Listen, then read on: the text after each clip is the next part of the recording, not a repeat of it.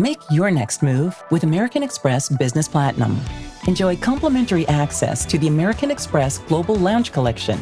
And with a welcome offer of 150,000 points after you spend $20,000 on purchases on the card within your first 3 months of membership, your business can soar to new heights. Terms apply. Learn more at americanexpress.com/business-platinum. Amex Business Platinum. Built for business by American Express. Hey, this is Bill Simmons from the Bill Simmons Podcast, here to help you make the most of your summer with Michelob Ultra, a superior light beer worth playing for. Play for it with the guys when you're competing to see who can sink more birdies on the golf course, because winning tastes even better with Ultra on the line. Play for Ultra. Fill your fridge with Michelob Ultra this summer. Enjoy responsibly. Copyright 2025 Anheuser-Busch Michelob Ultra Light Beer, St. Louis, Missouri. This episode is brought to you by LinkedIn. Healthcare professionals can lead their careers with LinkedIn. Discover jobs by specialty, preferred shifts, and even desired salary. From mental health therapists to radiology technicians, it's now faster and easier for healthcare professionals to find the right fit. Learn more at linkedin.com/healthcare. Side effects may include faster job placement, improved work-life balance, and increased career satisfaction. It's summer. Time to enjoy long days, lazy nights, and zero cooking. Because Uber Eats has deals all summer long. So when hunger strikes, don't sweat it. Delicious deals are just a tap away on Uber Eats. Enjoy all your favorite food delivered straight to you. Get Burger King, Subway, Popeyes, and hundreds more local favorites and savor every last bite. Now that sounds like a good summer. Order now on Uber Eats. Terms apply. Product availability varies by region. See app for details. Hey, it's Paris. You know I love sparkly things, right? Like stars. Duh. And thanks to Hilton and AutoCamp, I just slept under them. Picture me, serving looks by the fire outside my luxurious Airstream, making s'mores with the kids, while a national park is our backdrop. The great outdoors meets Hilton hospitality. That's hot. Explore all the new ways to stay at Hilton.com. Hilton for the stay. This podcast is part of the Robots Radio Rocket Club, a program designed to help all podcasts reach their full potential. For information about joining the Robots Radio Rocket Club, check out robotsradio.net.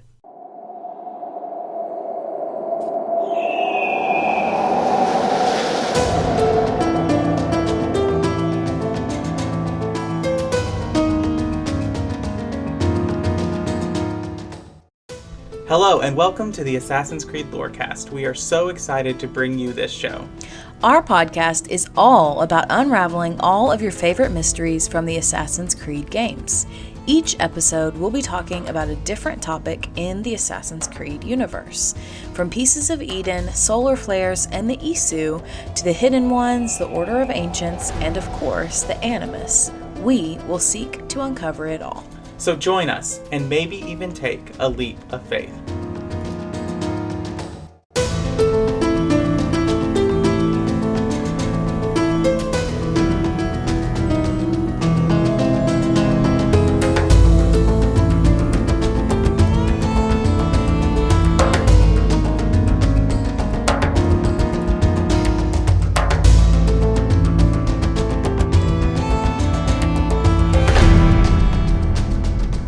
Hello and welcome to the Assassin's Creed Lorecast. My name is Shelby. You might also know me as She-Cup, and I am one of your co-hosts for this show. Hey, and I'm Teacup. I'm your other co-host. So you may have noticed a few changes around the Assassin's Creed Lorecast today. We do indeed have a new intro and outro music. I hope you enjoy it. We are super pumped about it. It was created by Pipeman Studios. You may see Pipeman hanging around the Discord occasionally. But if you ever need any kind of podcast music, stream music, YouTube music, any kind of music for anything, definitely commission Pipeman because he does an incredible job on an incredible, time schedule. And I don't know technical things about music creation. And so I just give him vibes basically, and he goes with it and creates something incredible, better than I could ever dream of. So shout out to Pipeman Studios. He's amazing. And if you like our intro music, definitely let us know and let Pipeman know because it's great and we love it. Yeah, definitely. Thank you to Pipe Band.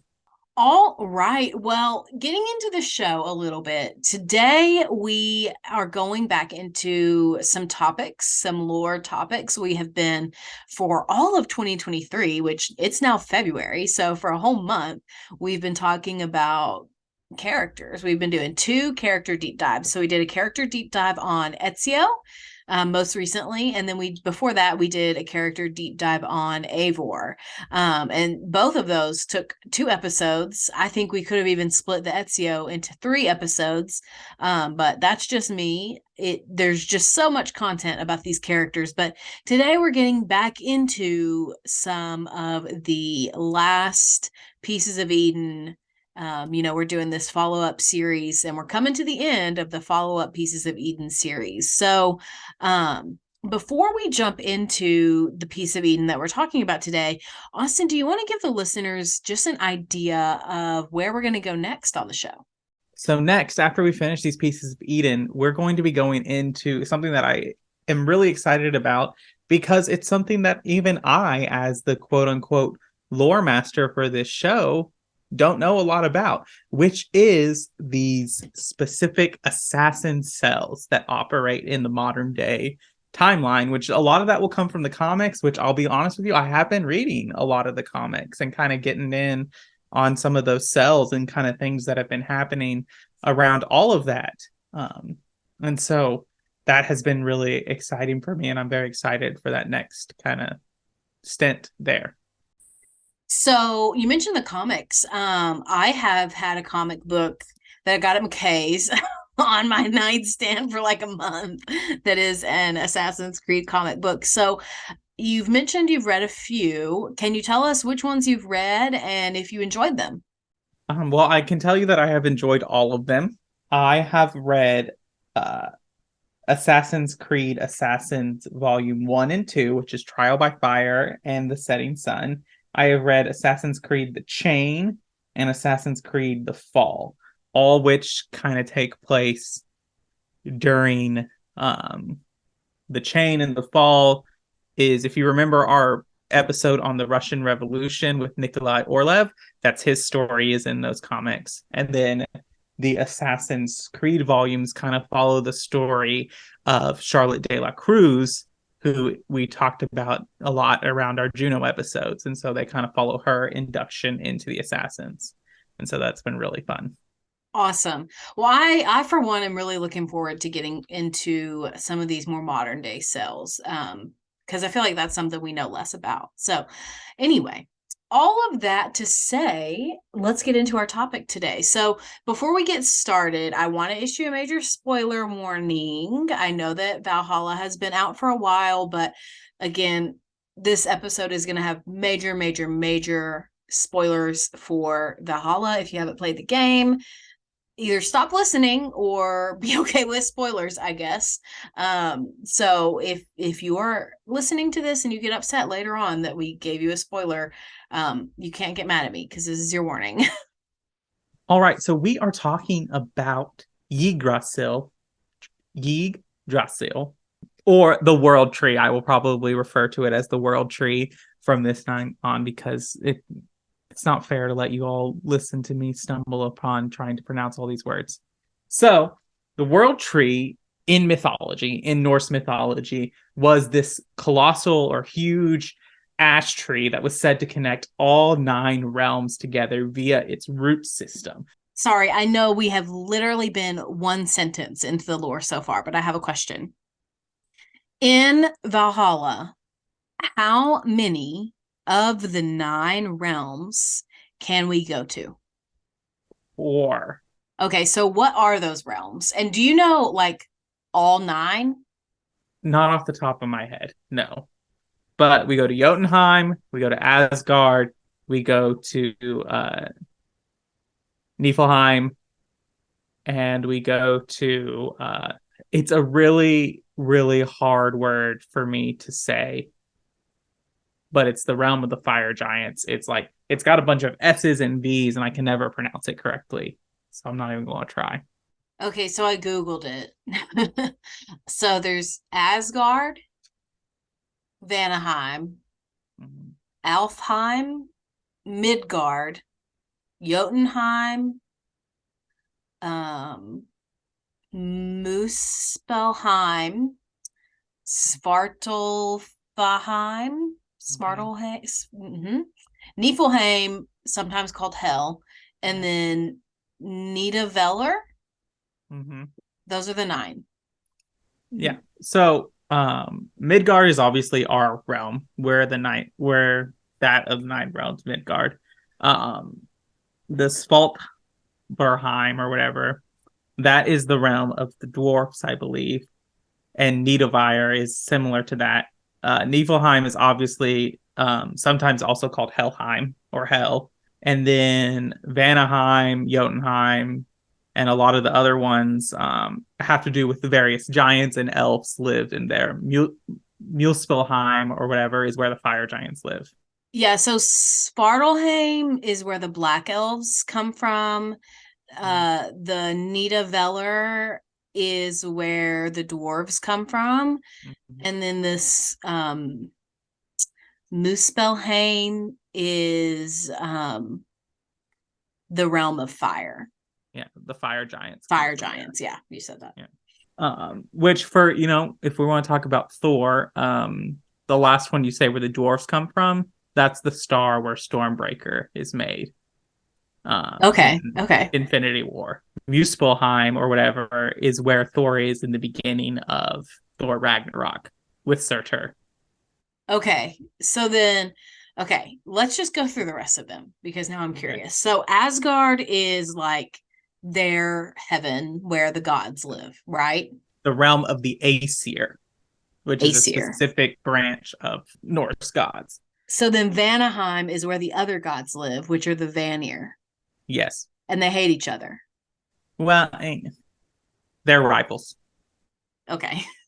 So then Alfheim is where the light elves are from. Midgard is, of course, Earth. And then Jotunheim is Frost giants. Okay. I think we've covered it all. All right. So the World Tree in mythology connects all of those together.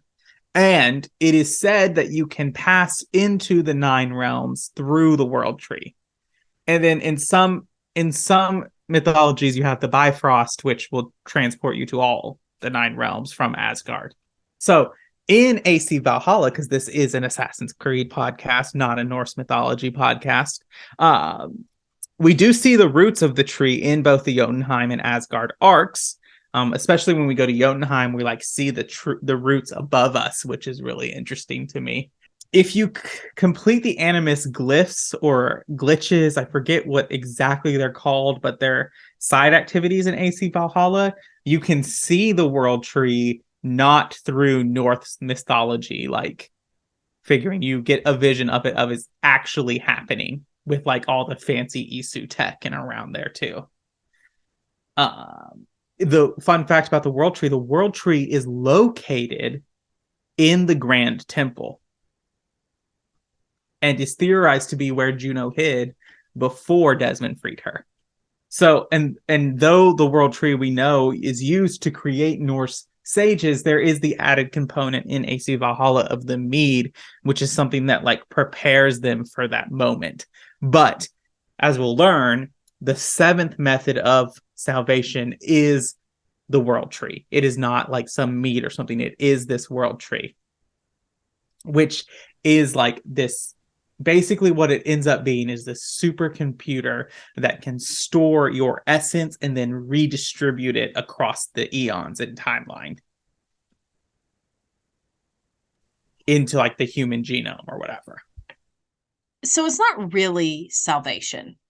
It's not something that really saves you from anything. It allows you to live on. In permanence, not in the afterlife. Correct. So I guess when we think about salvation, when I think about salvation, I think about something that's associated with our lives after we die. Right. With your soul. And that's not really what this is about. No, it's about the 7th method of salvation is about salvation from the world-ending world flare from Ragnarok. So a little bit of its history. During the Isu-Human War, the Capitoline Triad, which we know as Jupiter, Juno, and Minerva, developed what they called the seventh method of salvation. This was the World Tree, which was a supercomputer designed to store Isu essence and then reincarnate in the human gene pool across the eons. However, only the 9 Aesir, 9 of the Aesir, only 9 Isu, which are Odin, Tyr, Loki, Freya, Heimdall, Thor, Sif, Frey, and Odin, they're the only ones to successfully upload their essence. And Loki wasn't even supposed to do that. But as we know, Loki is a master at doing things he's not supposed to be doing. Right. So why is it just the 9 Aesir that were able to get into this? Because they're the only ones that Odin shared the secret with. And that's just because he is trying to be secretive, or is there like a lore reason for that? It's just Odin being Odin. It's the only ones who share and actually end up surpassing that. So of these all that do that, we know that these 9 Isu survive the Great Catastrophe. We know that Jupiter and Minerva survive the Great Catastrophe, and that Juno also survives it in a way. None of which of them have physical bodies. So we have seen, of the 9, we have seen the reincarnations of Odin, Tyr, Loki, Freya, and Thor. I'll tell you. Again, heavy Valhalla sports. Obviously, Odin is there with Eivor. Tyr is Sigurd, Eivor's foster brother. Loki is obviously Basm. Freya is the mother of the seer of the Raven clan. And then Thor is Halfdan the Black. And I believe Guthrum is supposed to play one too, but I can't remember who. So I guess my question is, do we see I personally have not heard of all of these in the game so far. So I guess I'm just saying that that's new to me. Yeah, it's kind of implied. It's never really stated except for Odin, Tyr, and Loki. But it's heavily implied, especially when you interact with Halfdan in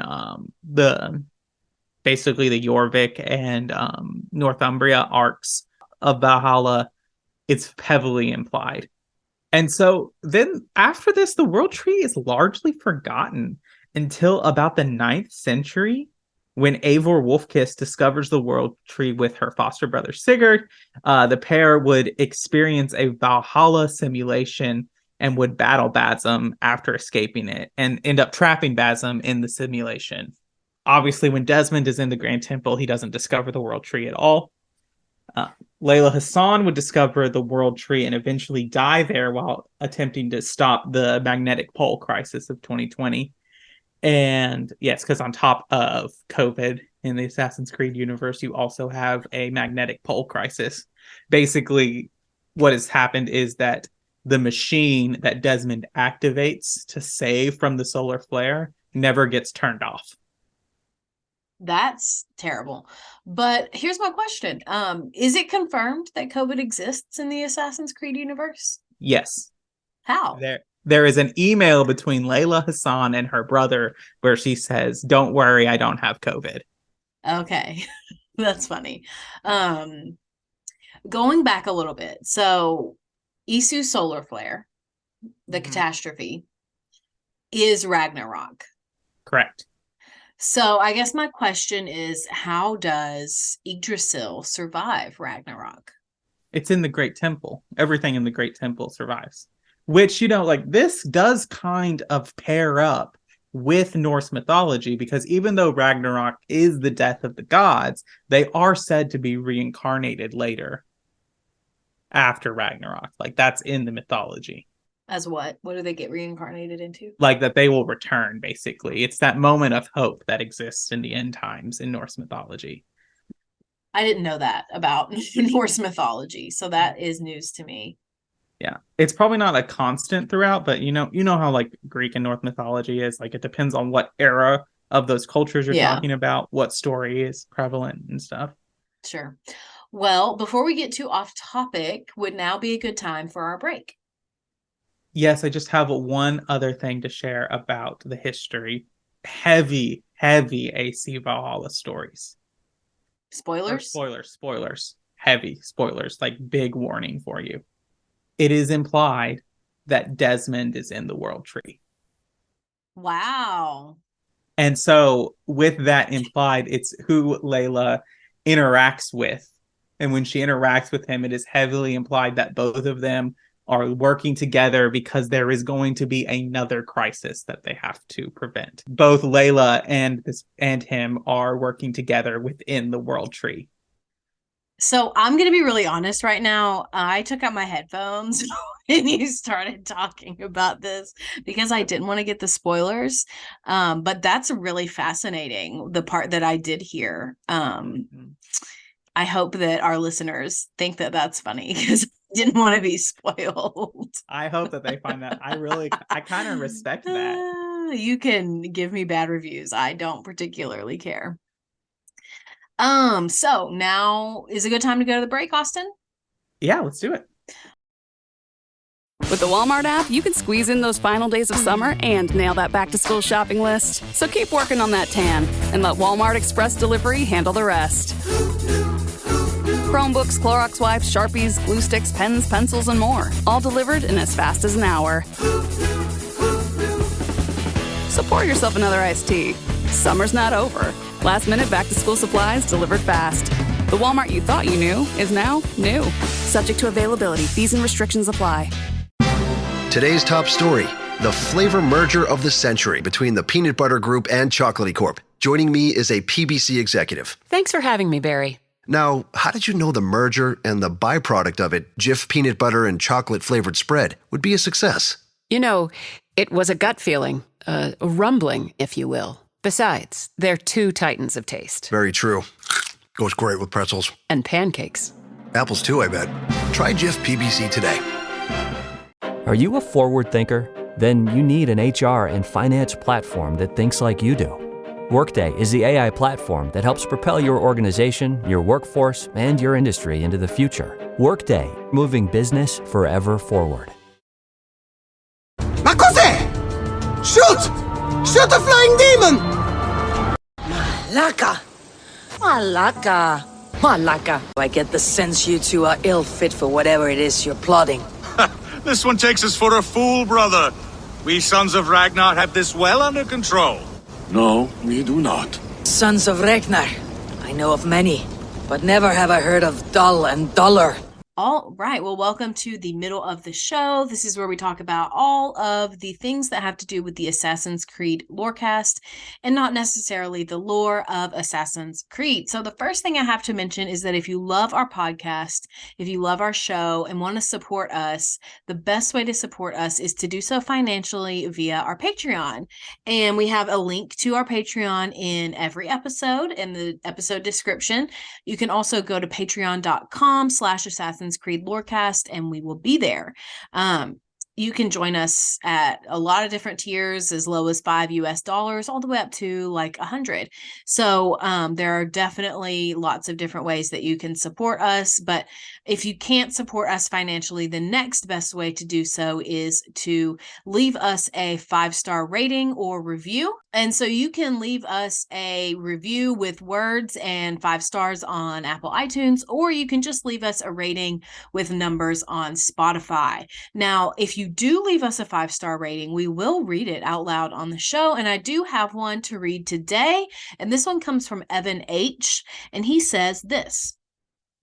Hey, Shelby and Austin, I literally discovered this podcast on Monday, and I'm already caught up in less than 5 days. I'm loving this show. Assassin's Creed has been a part of my life since the original game came out when I was a kid. To take such deep dives with both of your perspectives is very educational and entertaining.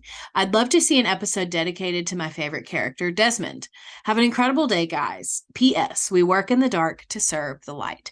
Thank you so much, Evan. We are so thankful for your time to leave us a review and some kind words. So thank you so much for listening to the show. The next thing I have to tell you about is our Discord server. It's a popping off place. It's the best place on the internet. I always say that. We have a lot of people now. We are just always talking about games of all kinds, sharing funny memes, being ridiculous, laughing at funny emojis, all kinds of stuff. So you should definitely come over there and join the fun. You don't want to miss it. And then the last thing that we're here to discuss is my playthrough. Right, Austin? Yeah. So, as Austin knows, I have now completed Assassin's Creed Liberation. We were laughing about this earlier in the week before the show, and we were literally months. Like, I was like, oh, I'm playing Revelations. Like, it's all of the Ezio trilogy. Like, it took me forever. And then I started playing Assassin's Creed 3, and I have been playing Assassin's Creed 3 probably for 3 months. And then now, like, one episode, I finished Assassin's Creed 3. In the very next episode, I'm like, hey, I finished the next game. So I'm now on to Assassin's Creed Black Flag. And to be honest, I have not gotten even out of the intro yet. So this is a very recent development. I think you'll find that Black Flag will move fairly quickly. It is a large game, but you're not looking to 100% just get the main story points. But the combat is almost shot for shot, like on par with 3 and Liberation. So there's not going to be a big learning curve. I think part of with Assassin's Creed 3 that took you so long is that it was so different from the Ezio trilogy in combat and how it worked. Yeah, I agree with that. I am nervous though, because the thing that has always been hard for me with video games is I do not have the best vision. And so it's sometimes really hard for me to see things in video games. Like when I played Mass Effect Andromeda, I played that game for maybe 45 minutes before I gave up because I couldn't see anything, especially like all of my like stats and stuff on the sides of the screen. And so I'm just nervous that ship combat is going to be hard for me because of the vision aspect. It was hard for me in 3. It was a little hard for me in Origins too, just because it's hard, I think, for developers to make it realistic enough with the boats and the sun and the water, and then also like differentiate enough to where you can see past your ship. So I'm just afraid that that's going to be hard for me because my vision sucks. Yeah, I totally get that. My only advice to you is sit closer. I am not sitting 6 inches away from the screen like a kindergartner watching cartoons on Saturday morning. It's just not happening. I'm just not doing it. Well, no, I'll tell you, in harder games, like, okay, so like I can play like most Star Wars games and like other heavy RPGs like Dragon Age. I can lay down in the bed and everything. But if I get up into those From Software games, like Elden Ring or Sekiro, where I have to like really pay attention to what's going on, I'm sitting up.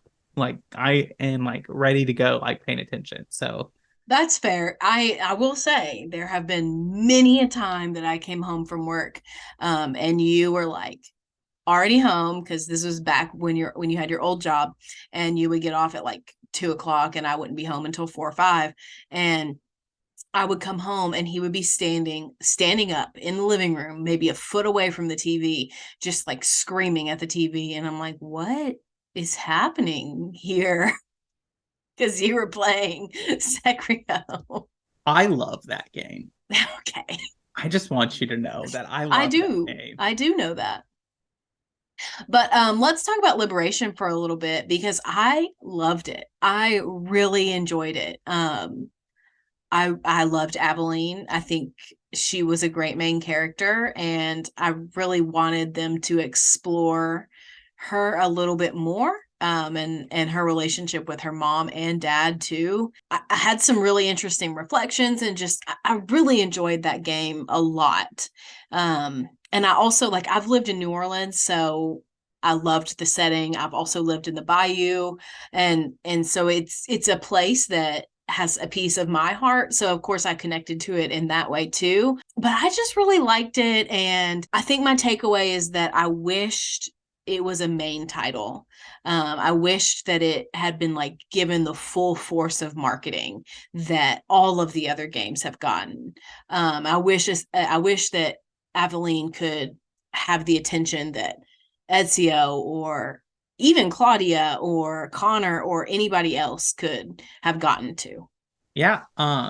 It has been a long time since I have played Liberation, so I kind of got to like do it a second time by watching you play the snippets that you did. I remember liking it. It's hard to like really like I don't consider it, in a lot of ways I don't consider it a main game or like a major release for things, so I didn't include it in my playthrough that I'm doing it. Mainly so that I could be really ahead of you, so I wouldn't have to worry about like, us playing the same games. I wanted to get through Unity and Syndicate before you got to them because you can't have multiple saves on that one. Okay, yeah. I respect that. I think you should replay it. It was also really funny because literally this is set in the 1700s and I'm like playing it the first day and Austin comes home from work and he's like, "Oh, you're playing Liberation." I'm like, "Yeah, I am." And he's like, because he knew I lived in New Orleans, and he's like, "So is it accurate to the city?" And I'm like, "Austin, this is the 1770s. I have no idea if it's accurate or not. It's not accurate to 2014 New Orleans, that's for sure, because we have interstates." Listen, okay, I just wanted to know. I just thought it was hilarious and I had to share. But no, I really enjoyed it. It was refreshing because I felt like the missions were not overly long and that it was bearable, and like I didn't feel like I was accomplishing nothing. I have felt like that before. But I think that my criticisms of Liberation, like it is pretty buggy. And I know that it's a port. And I think that you can tell that a little bit. Which is fine. Like it didn't bother me that much, but there were a couple times where it crashed on me, and so that was kind of disappointing. But I enjoyed it. I liked it a lot. You can definitely tell with like some of the interfaces stuff that it was not made for like a major console gaming thing. Yeah. I will also say I really hope in the future Assassin's Creed goes away from choosing the gender of the companions or of the main character, because I feel like we need more canon female protagonists in this game series. Like Aveline's the first one. And so I just want to see more of that. Right. I would even be satisfied with more things in the style of Syndicate, where we have both of them, but we switch, or even Origins too, with both Bayek and Aya. But yeah, I think we need more female main characters, main protagonists.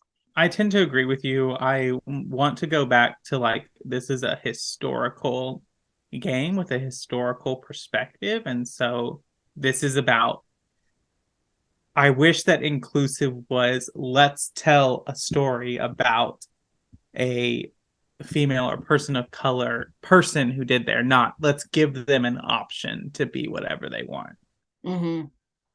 Yeah, and like there are and were women that existed in history, just like now. And like it's hard to imagine that the entire Assassin's Order was, you know, a bunch of men, a bunch of white men even. Not that there's anything wrong with white men.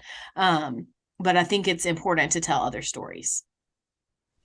Yeah. And, you know, there's evidence that, you know, women were the ones who bankrolled a lot of, you know, underground movements. I'll tell you right now, as a biblical scholar, there's evidence that women, noble women, were bankrolling Jesus in his ministry. And so it's highly likely that the women, the nobility of the women, were bankrolling the assassins throughout history.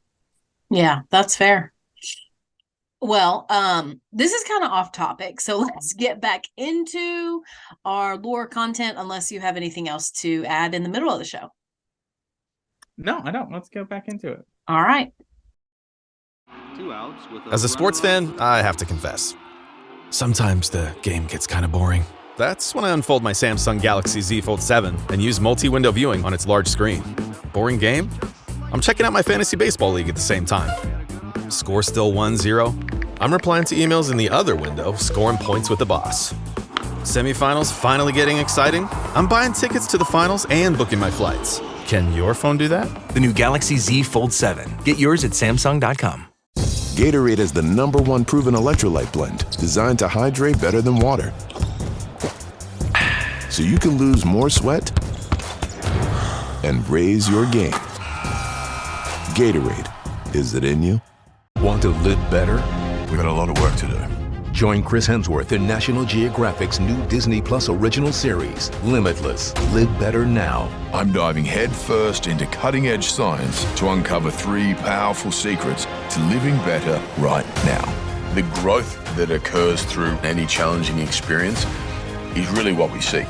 Chris Hemsworth stars in Limitless. Live better now. Now streaming on Disney Plus and Hulu. It's showtime. Me, Hatham. I come in peace. Why are you speaking so slow? Sorry. What?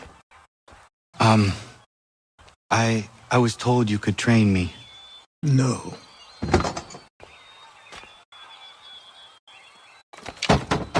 Go away. I'm not leaving! Bianca! Bianca! Is everything all right? What do you think? Look at this place. And poor Bianca. If something's happened to her. Aha! Oh, my darling. Thank God you're all right.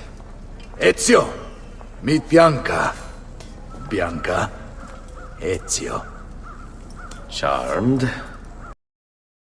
So now let's get into what this thing can actually do, which you'll find out that it can do a lot. It's probably the scariest piece of Eden. And I know I say that every time we talk about a piece of Eden, but I think this one really takes the cake.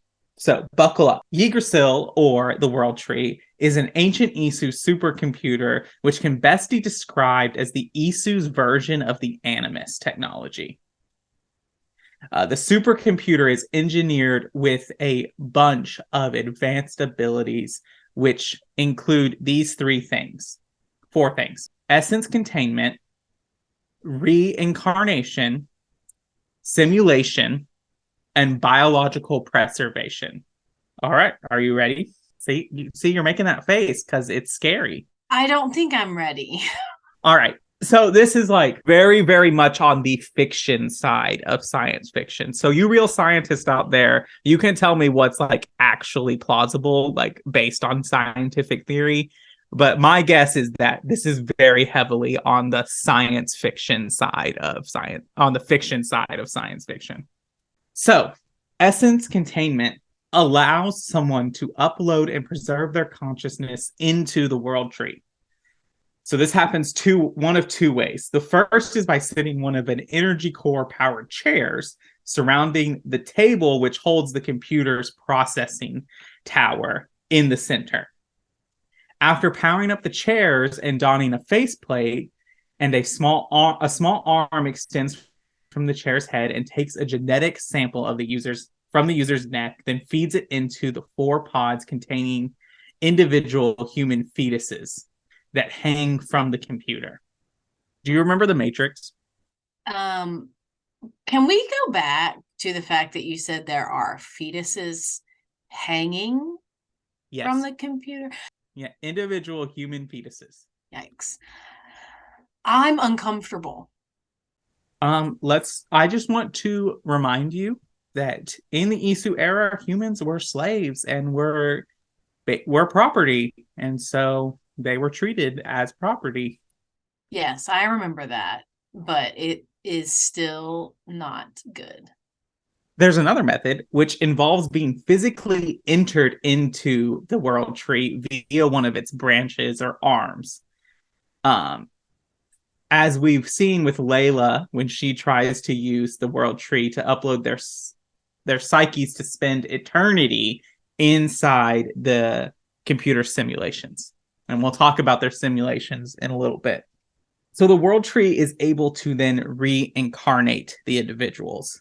Basically, they reincarnate the psyche stored in it as humans across the globe.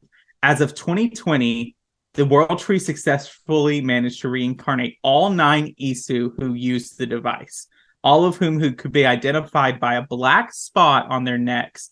It is unknown whether the World Tree had any part to play in Aida's reincarnations, given the fact that another person had successfully entered her Isu, her psyche into Yggdrasil. It is never discussed whether she herself was the possibility to reincarnate like other Isu. This is a character from the comics. What I think happens is it stores these fetuses and brings them through full gestation, and then they basically pass on their genes throughout the world. That's horrific. Like, I really do think that that's the worst thing I feel like the Isu have ever done.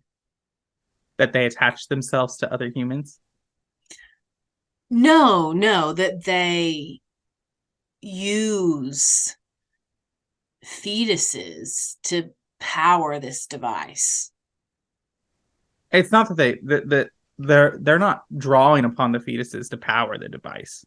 But they're using the fetuses like DNA and all of this stuff to make it work. Right. I mean, it's basically the World Tree operates as an artificial womb, and the World Tree is then using basically gene therapy to alter the genomes of these potential humans. Okay, well, that's less bad than I was imagining, but I still really don't like it. This is one of the reasons why Minerva and Jupiter decide to abandon this method. Because they are afraid that too much tampering with the human genome will have adverse effects on the world.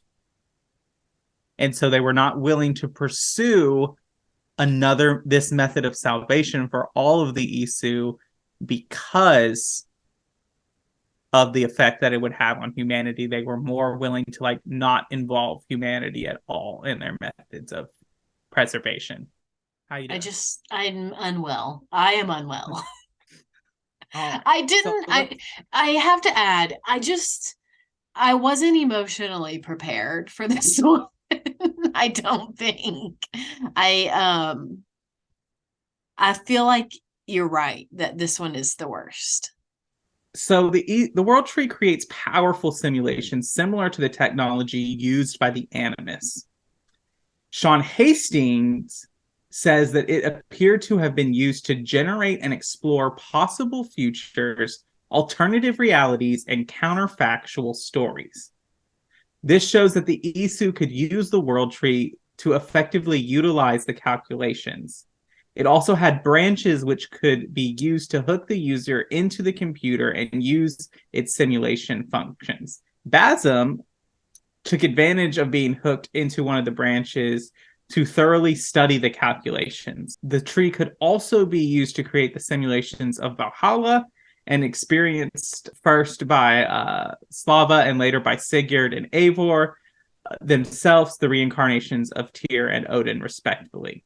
So this has big implications. So we talked about the eye, if we remember a couple years back, which was used to make calculations. This is like the eye on steroids. That right. It is basically not only can it see into the future and predict the future, it can show possible futures. So if we're going into kind of multiverse theory, let's take a point. It shows a future if, you and I got married, and it shows that future. And then it shows a future on if we never got married. Does it show you the probability of what will happen? If you make this choice, then you're more likely to end up this route, or how far does this go? Yeah. In theory, it does. And that's part of the reason of Layla and our mystery person that I told later to the listeners, but you didn't hear, are working on, is they are working at different calculations. And one of the points that Layla brings up for their calculations is, what if the world isn't saved in 2020 or 2012? So what if Desmond doesn't sacrifice himself? Here's a question. Do you think that this brings in the possibility of time travel or multiverse theory into Assassin's Creed? Yes. What do you think of that? I think that I hope that it doesn't happen and that it's something that's avoided, but it's already been hinted at in that, if you remember, let's go way, way, way back in the podcast to episode 1 with the Animus. It was theorized that the way Layla's Animus could work is that her Animus could allow the user to influence the course of history and change the past. And I think that's because the Animus is highly based on the World Tree. I don't like that either. I just don't like this thing. And then biological preservation is the last thing. And so the branches could hold a user's comatose body intact for extended periods of time, long after natural death and decay should have occurred. In 2020, Basim's unresponsive body was still whole after being connected to the World Tree for over 1,000 years. With whatever minor decay vanishing when the staff of Hermes regenerated him back to life. So this is important. The World Tree generates an enormous amount of radiation. And the device that powers the sky, like that saves the world in 2012, also generates an enormous amount of radiation. So much that when Layla comes to this, she's dead within seconds. Once the staff is dropped from her, she's dead within seconds. There's a lot that goes on there, and it's built up for a long time. For example, like Eivor and Sigurd are able to walk around just fine, but Layla deals with her own radiation. So that's it. And so the last thing that I want to talk about is this possibility of this thing coming back and what implications it's going to have. I think we have a high likelihood of this thing playing a larger role in Assassin's Creed, specifically since we know that Mirage is going to follow the story of Basim. And if I had to guess, I don't think we're going to get a modern day story with Basim. I think we're going to get Loki memories. That's really interesting. Yes. I totally see that, though. I was going to say, and it'll be like their way to test out whether or not they want to keep doing a historical. Right.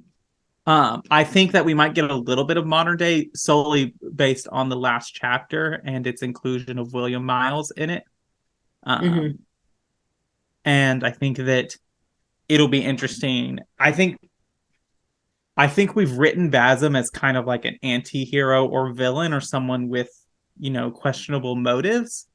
But, I think that in a lot of ways, he works against people who want to keep humanity subservient to the Isu. And so it'll be interesting to see if Basim really ends up being like a trickster double crosser or if he's just misunderstood. Yeah, I guess my thought on that would be like, it's Loki. He's a sage of Loki. So he both is not as bad as you think and not as good as you want him to be. Right. That should be Solus. Not as bad as you think, not as good as you want him to be. That's fair. But I do think it's funny that both of these games that are coming out soon for our two franchises are going to be based with characters based off of Loki. Trickster gods. That's fair. I agree. All right. Do you have any last thoughts? Because that's all I got. All right. I don't think I have anything else other than the fact that I don't like this one. But anyway, thank you so much for listening to the Assassin's Creed Lorecast. We will see you next time.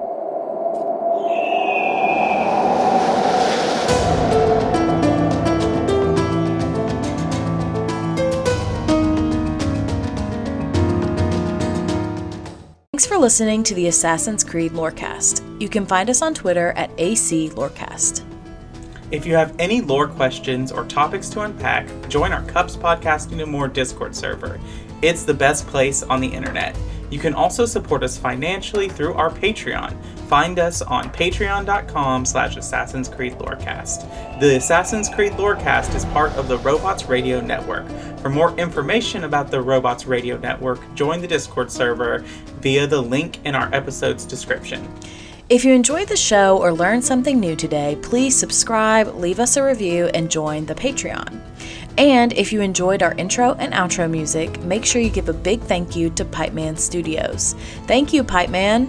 Thanks again for listening to the Assassin's Creed Lorecast. And always remember, Assassins, stay in the shadows to serve the light.